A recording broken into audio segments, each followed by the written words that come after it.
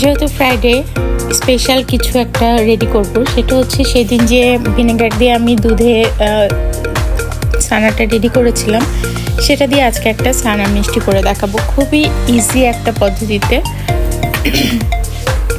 প্রথমে আমি ছানার মধ্যে নিয়ে নিচ্ছি ভেজে রাখা সুজি আর চিনি। এটা যে যার ইচ্ছা মতো বা যে যেমন মিষ্টি খেতে চান বা পরিমাণ অনুযায়ী, আমি যেমন এখানে বেশটা ছিল আমি 3 চামচ চিনি আর ভেজে রাখা সুজি দিয়েছি। এবার যেটা করব, এই মিক্স করা ব্যাপারটা হচ্ছে একেবারে যে খুব ডলে ডলে জোরে জোরে ডলে একেবারে ম্যাশ করে ফেলার ব্যাপারটা সেটা না, জাস্ট সুগারটা যেন ছানার মধ্যে মেল্ট হয়ে যায় এই পর্যায়ে। আর হাতের সাথে একটা সফটনেস, ছানার মধ্যে যে একটা তেল তেলের ব্যাপার থাকে সেই তেল তেলটা আসা পর্যন্ত আমি ঠিক আলতো হাতে এইভাবে ডলে নিব। তারপরে যেটা করব, একটা প্যানে এখন কিছুটা কনডেন্স মিল্ক নিয়ে নিচ্ছি। কনডেন্স মিল্কটা যদি না থাকে কারোর কাছে, এটা কিন্তু গুঁড়া দুধ দিয়েও করা যায়। গুঁড়া দুধ দিলে সেই ক্ষেত্রে একটু চিনি এবং পানি দিতে হবে। আর আমি যেহেতু আজকে কনডেন্স মিল্ক দিচ্ছি সেহেতু আমি এক্সট্রা আর কোনো চিনি দিব না, যেহেতু ছানার মধ্যেও একটু চিনি গিয়েছে। আজকে আমি জাস্ট কনডেন্স মিল্ক দিয়েই করবো, যেহেতু কনডেন্স মিল্কটা খুবই ঠিক, এই কারণে আমি এর মধ্যে একটু পানি দিয়ে দিচ্ছি এটা পাতলা করার জন্য। এর মাঝে আরেকটা জিনিস দেব, সেটা হচ্ছে এলাচ গুঁড়া।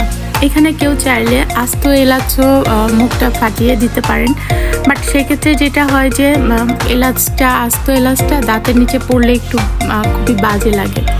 তো যারা আস্ত এলাচ দিবেন তারা চেষ্টা করবেন যে এটা দুধটা রেডি হওয়ার পরে এলাচটা তুলে নিতে, যেন ঘ্রাণটা চলে আসে আর খেতেও এত বাজে না লাগে।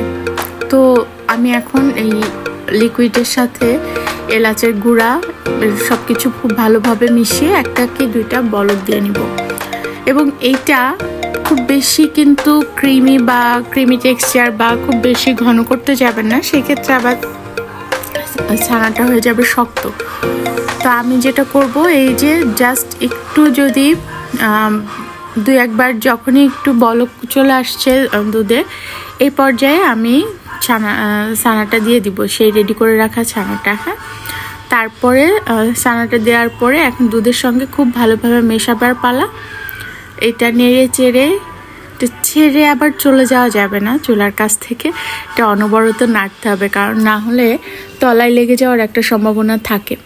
তো এটা খুব বেশি যে টাইম লাগে তাও কিন্তু না, 10 থেকে 15 মিনিট টাইমের মধ্যেই সুইটটা রেডি হয়ে যাবে। তো আমি এই যে অনবরত নাড়তে নাড়তে এটা এমন পর্যায়ে যাবে যখন প্যানের গা থেকে ছেড়ে ছেড়ে আসবে, ঠিক এই পর্যায়ে গেলে আপনারা বুঝে যাবেন যে মিষ্টিটা রেডি হয়ে গেছে। এবং আমরা এখন অপেক্ষা করব ঠান্ডা হওয়া পর্যন্ত। ঠান্ডা হওয়ার পরে একটা প্লেটে বা যে যেমন ইচ্ছা, যেমন অনেকে এটা যে কোনো মোল্ডে শেপ করে, আমি একটা প্লেটেই এইভাবে স্কোয়ার শেপ করে ফ্রিজে রাখবো 2-3 ঘন্টা পরে, এবং 2-3 ঘন্টা পরে এটা কেটে ইচ্ছা মতো শেপ দিব। তো সবাই ভালো থাকবেন। এই পদ্ধতিতে কেউ সুইটটা রেডি করলে আমাকে অবশ্যই জানাবেন খেতে কেমন হয়েছিল, টেস্টটা কেমন ছিল। আমি এই যে 2-3 ঘন্টা পরে এটা বের করে নিয়েছি এবং উপরটা অনেকটা হার্ড হয়েছে। উপরটা হার্ড হলেও ভিতরটা দারুণ সফট ছিল।